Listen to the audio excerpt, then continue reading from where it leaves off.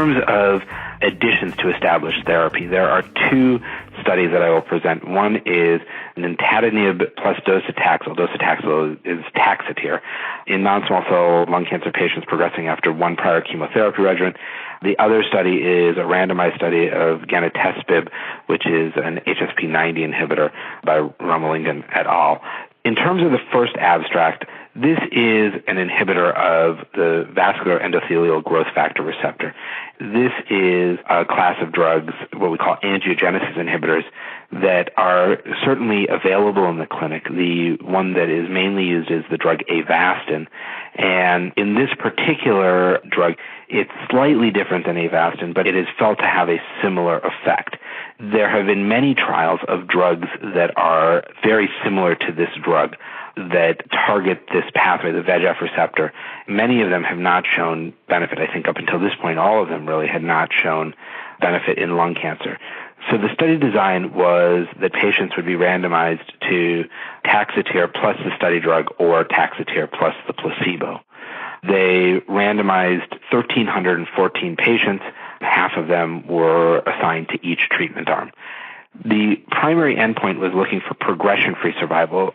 I know I've talked a little about progression-free survival, but just for those of you who are sort of looking at these slides, progression-free survival means the amount of time that people were alive and their disease had not gotten worse. As you can see, it is better in the patients who received the study drug.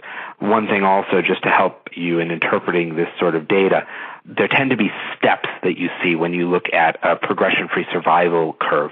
And the reason for that is that we tend to get our radiographic assessments at specified times. So, for instance, 6 weeks after starting a clinical trial, we'll look and get a CT scan. So although there are certainly times that patients have their disease grow at a time that it becomes evident when you are not looking for it, most patients tend to have their disease grow at a time when you are looking, when you have a scheduled scan. So as you can see on this figure, the progression-free survival appears to be better in the combination arm. That is really very similar in this case in terms of progression-free survival between adenocarcinoma, which is the most common subtype of non-small cell lung cancer, and squamous cell carcinoma, which is also common but less common at this point, at least in our population, than adenocarcinoma. In terms of overall survival, there was what we sometimes call a trend. Maybe the combination arm looked a little bit better, but it did not achieve what we call statistical significance, or the p-value of 0.05 or less. It at least suggested there may be a survival advantage, but it is not clear from the data that we have. Now they looked as well at patients who only had adenocarcinoma. Remember, the progression-free survival looked almost the same, but in terms of overall survival, here there was a benefit, it appeared, in the combination arm. I'll just go back to the previous slide. One thing you always have to be cautious about, and again, this I know is a very sophisticated audience, but when interpreting data, you have to avoid what I call the Lake Wobegon effect. That may be because I'm originally from Minnesota, and many of you are familiar with Garrison Keillor's fictional city of Lake Wobegon, Minnesota. And one of the things about Lake Wobegon that makes it unique is that all of the school children are above average. Of course, this is a joke because the average is defined by half the people being above, half the people being below.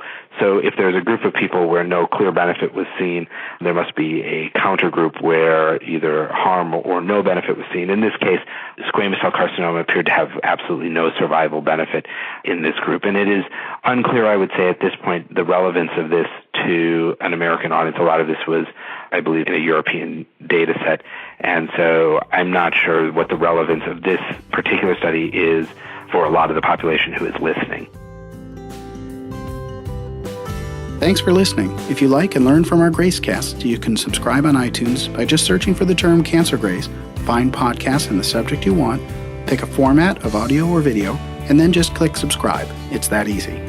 And for those of you who don't want to miss any of our programs, there's even a feed for all subjects. You can also find us on YouTube at Grace for Cancer Info, and that's the number 4 in one word, Grace for Cancer Info. Finally, if you haven't been there yet, please check out our Grace website at www.cancergrace.org. And don't forget that donate button in the upper right. Our content, which helps tens of thousands of cancer patients around the world every month, is made possible by your support.